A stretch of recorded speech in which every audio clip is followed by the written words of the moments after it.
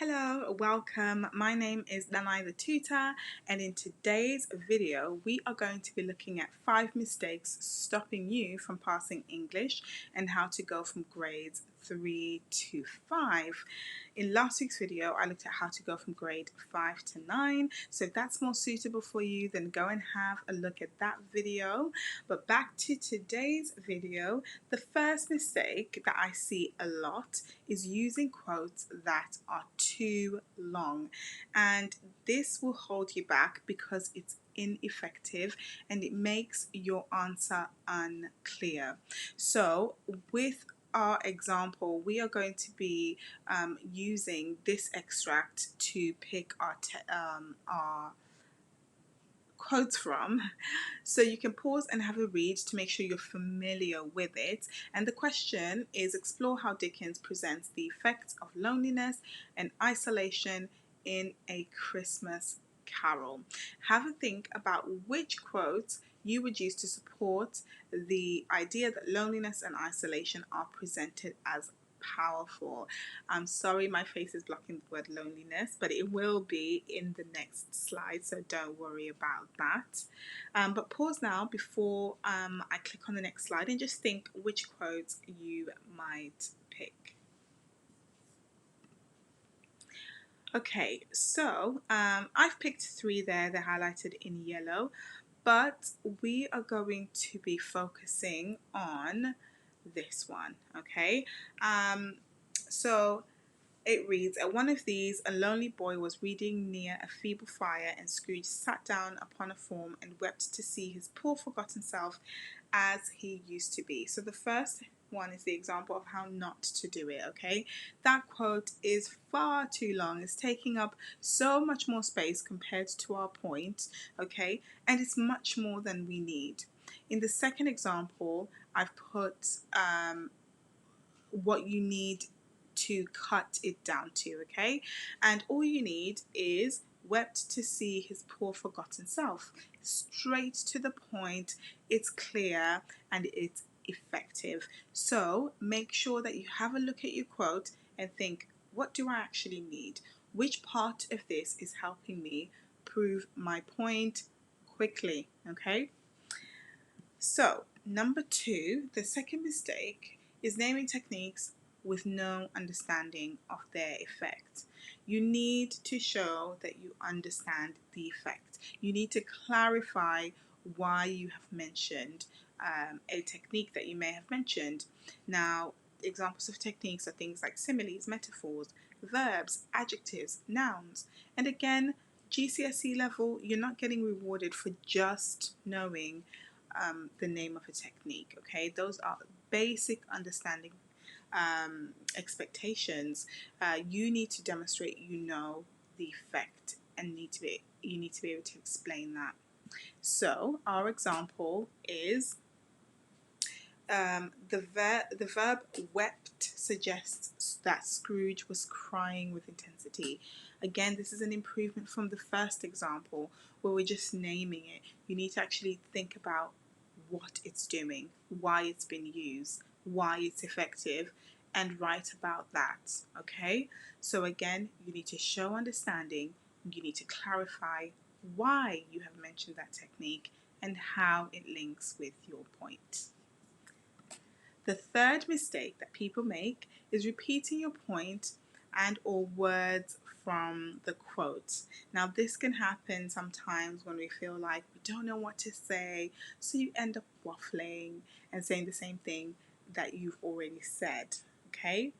So have a think about how this paragraph can be improved. Again, you can pause here before moving on and think, how can we improve this before you see what I suggest. So instead of simply stating, as in the first paragraph, so I'm reading the final sentence. This is powerful because Scrooge is crying because he is seeing his younger self lonely and isolated at school. The problem with that is it's simply describing, okay? It's simply describing, and again, it's a little bit repetitive because in the quote, it's telling us that he wept, okay?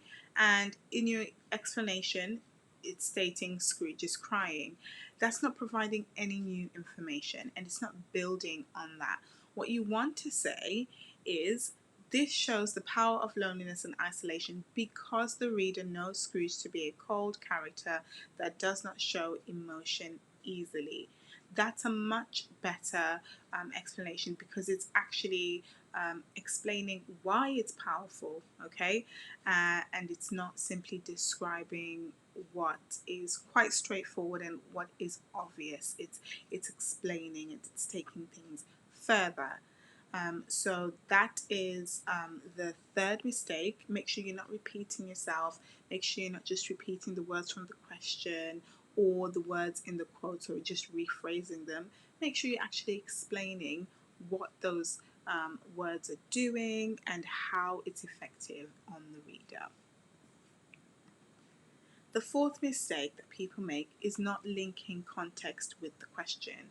So context relates to the historical context of the novel or play that you might be reading, the writer's purpose. All those things feed into context. Now, you again, this is not history where you're just getting rewarded for the knowledge and knowing that this happened at that stage, or and this year. It's about how it links with the information and how it links with the text.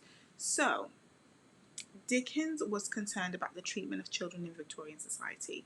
Fair and fine, you know that. But again, it's about how that links. So let's look at how we do that. Dickens was concerned about the treatment of children in Victorian society. By highlighting Scrooge suffering as a child, Dickens is showing the impact of emotional neglect, because Scrooge suffering as a young boy created the miserable older Scrooge we meet at the start of the novella. This makes the impact of loneliness and isolation really clear to the reader, okay? So that's much better, because we're making specific links between what we know about context and what we know about Dickens and his concerns during his era, and how it links with what we are reading in the text. And again, that's a much better way of using that contextual information. That's exactly how you're supposed to be using it. The fifth and final mistake I'm going to cover today is not understanding the writer's purpose.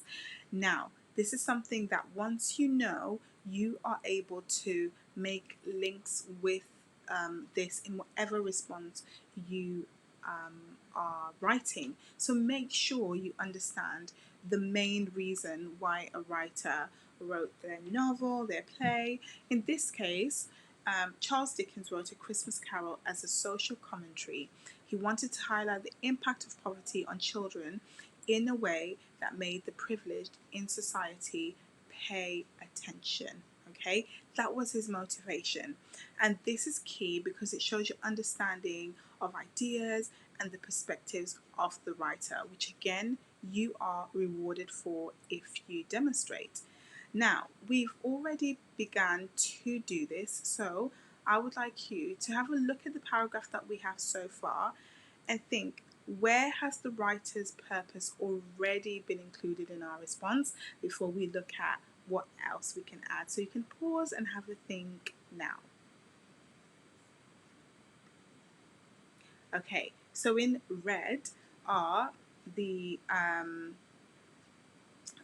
parts of our response where we've already started to look at the writer's purpose. So have a think, is there anything else that we can add to this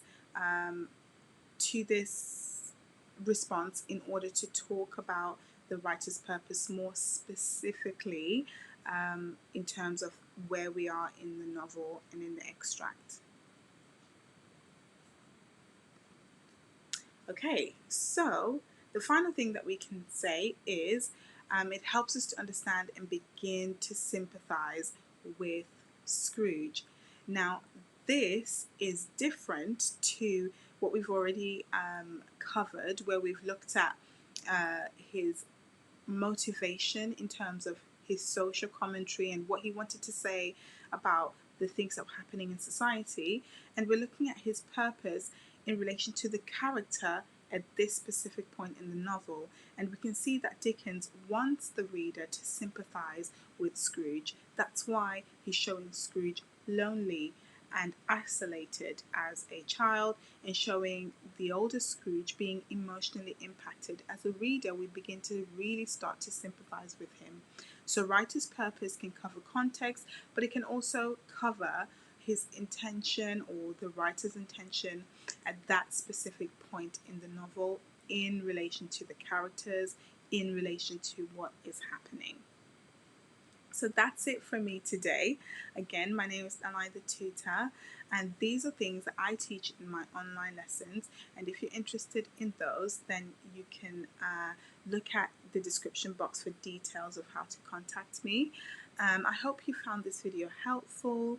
If you did, leave a comment, leave a like, and share this video with someone else who might find it helpful. Thank you so much for watching. See you in the next one.